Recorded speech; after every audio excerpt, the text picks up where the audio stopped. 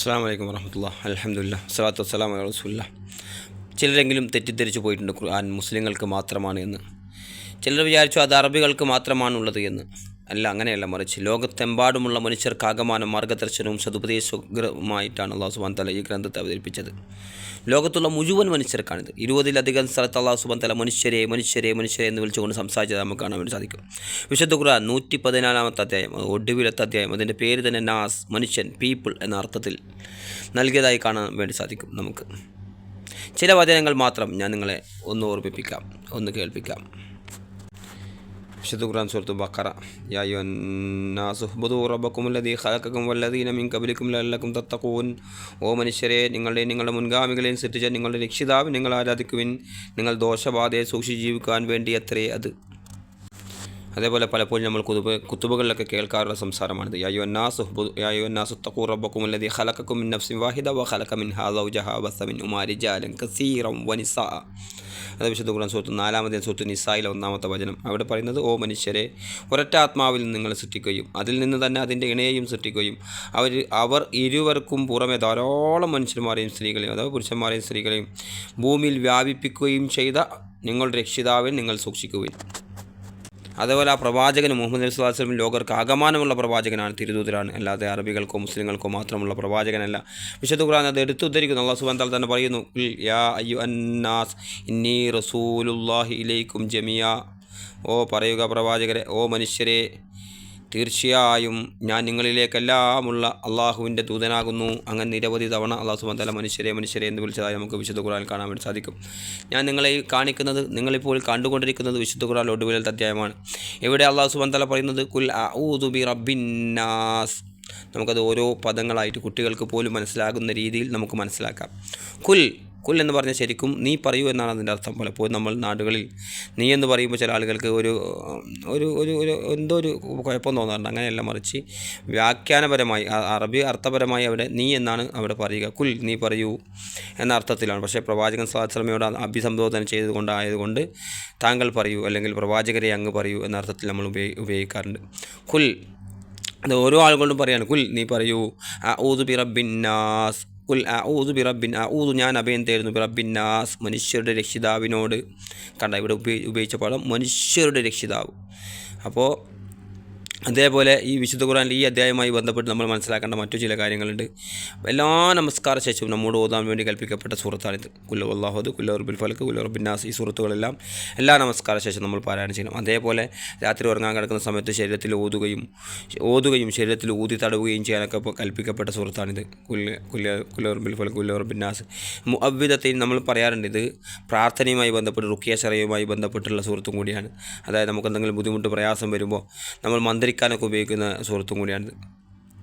എങ്ങനെയാ വെച്ചാൽ നമ്മൾ ഓതുക, കൈകളിൽ ഊതുക, ചില ആളുകളൊക്കെ എന്തൊക്കെയോ പദങ്ങൾ, അറബി പദങ്ങൾ ഉച്ചരിച്ചുകൊണ്ട് കുപ്പിയിൽ വെള്ളത്തിൽ ഊതുകയും അത് കുടിക്കുകയും ചെയ്യുന്ന അവസ്ഥ പലപ്പോഴും നമ്മുടെ നാടുകളിൽ കാണാറുണ്ട്. അങ്ങനെയല്ല, ശരിക്കും റുഖിയ ശറിയ മന്ത്രങ്ങളൊക്കെ പഠിപ്പിക്കപ്പെട്ടുള്ളത് ഓതുകയും കൈകളിൽ ഊതുകയും എന്നിട്ട് തടയുകയും ചെയ്യുന്ന, ശരീരത്തിൽ ആകമാനം തടവുകയും ചെയ്യുന്ന രീതിയിലാണ്. ഇപ്പോൾ രാത്രിയൊക്കെ നമ്മൾ ഇങ്ങനെ ചെയ്യാറുണ്ട്. വലിയൊരു കാവലായിട്ടാണ് ഈ സൂറത്ത് പഠിപ്പിക്കപ്പെട്ടത്. അതുപോലെ രാവിലെ വേഗത്തിൽ നൽകുന്ന പ്രാർത്ഥനകൾ, നിരവധി ദിക്റുകളും ദുആകളുടെ കൂടെയും ഈ സൂറത്തുകൾ വന്നിട്ടുണ്ട്. പ്രാർത്ഥന എന്ന രൂപത്തിലും ഈ അധ്യായങ്ങൾ വന്നിട്ടുണ്ട് എന്ന് നമ്മൾ മനസ്സിലാക്കുക. ശരി, നമുക്ക് അർത്ഥത്തിലേക്ക് പോകാം. കുൽ അഊദു ബി റബ്ബിന്നാസ്, മനുഷ്യരുടെ രക്ഷിതാവിനോട് ഞാൻ ശരണം തേടുന്നു. മലിക്കിന്നാസ്, മനുഷ്യരുടെ രാജാവിനോട്. നമുക്കറിയാം മലിക്ക് രാജാവ്. നമ്മൾ ഫാത്തിഹ സൂറത്തിൽ പഠിച്ചു, മാലിക് യൗമിദ്ദീൻ, പ്രതിഫല ദിവസത്തിൻ്റെ ഉടമസ്ഥൻ. അപ്പോൾ മാലിക് എന്ന് പറഞ്ഞാൽ ഉടമസ്ഥൻ. ഇവിടെ പറയുന്നത് മലിക്കിന്നാസ്, മനുഷ്യരുടെ രാജാവ്. ഇലാ ഇന്നാസ്, മനുഷ്യരുടെ ആരാധ്യൻ, ഇലാഹ് ആരാധ്യൻ.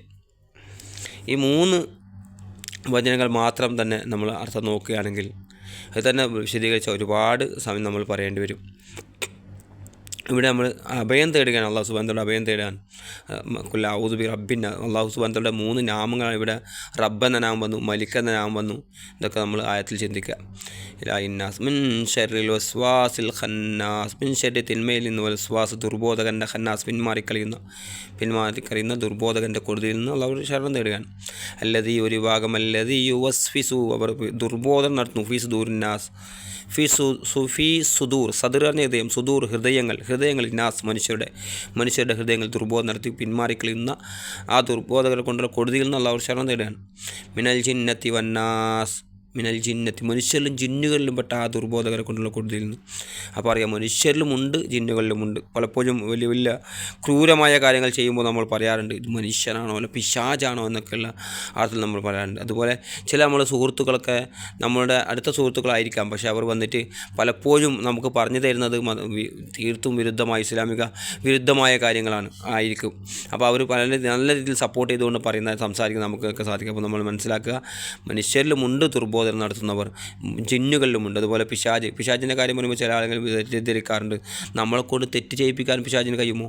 ഒരിക്കലും പൂർണ്ണമായ ഒരാളെ കൊണ്ട് തെറ്റ് ചെയ്യിപ്പിക്കാൻ പിശാചിന് സാധ്യമല്ല. കാരണം എന്താ എങ്കിൽ പിന്നെ പിശാചും അല്ലാഹു സുബ്ഹാനഹു വ തആല തമ്മിൽ വ്യത്യാസം എന്താണ്? പിശാചിന് എല്ലാ കഴിവും ഉണ്ടെങ്കിൽ ഇല്ല, അങ്ങനെയല്ല. മറിച്ച് നമ്മുടെ ഒരു വീട് സങ്കല്പിക്കുക, വീടിൻ്റെ ഗേറ്റ് സങ്കല്പിക്കുക, അതിൻ്റെ മതിൽ സങ്കല്പിക്കുക. ആ മതിലിൻ്റെ പുറത്ത് നിന്നിട്ട് ചില ആംഗ്യങ്ങൾ, കോപ്രായങ്ങൾ നമ്മൾ കാമുകന്മാർ പരസ്പരം കാണിക്കാറില്ലേ?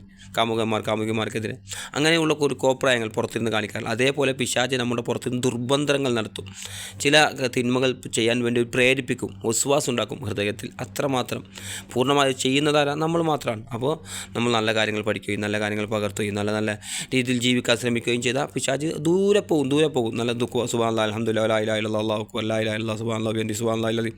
നിരന്തരമായ ദിക്റുകളും ദുആകളും ഓത്തുകളും തസ്ബീഹുകളും ദിക്റുകളും ഇതൊക്കെ ചെയ്യുമ്പോൾ പിശാച് ദൂരം പോകും. പക്ഷേ നമ്മൾ തിന്മകളിലേക്ക് അടുക്കുമ്പോൾ പിശാച് വീണ്ടും അടുത്ത് വന്ന് ഒരുപാട് നമ്മളെ തിന്മകൾ തന്നെ പിടിച്ചു നിർത്തിക്കും, ഒരുപാട് തിന്മകൾ ചെയ്യാൻ പ്രേരിപ്പിച്ചുകൊണ്ടേയിരിക്കും. അപ്പോൾ പിന്നെ നിരാശ ഉണ്ടാക്കും പിശാച്. നമ്മൾ എന്തെങ്കിലും തെറ്റ് ചെയ്തു പോയി, എനിക്ക് എത്ര തെറ്റ് ചെയ്തില്ലേ, എനിക്ക് രക്ഷയുണ്ടാ, എനിക്ക് തൗബ ഉണ്ടാ എന്നൊക്കെ ഇങ്ങനെ നിരാശ ഉണ്ടായിപ്പിക്കും പിശാച്.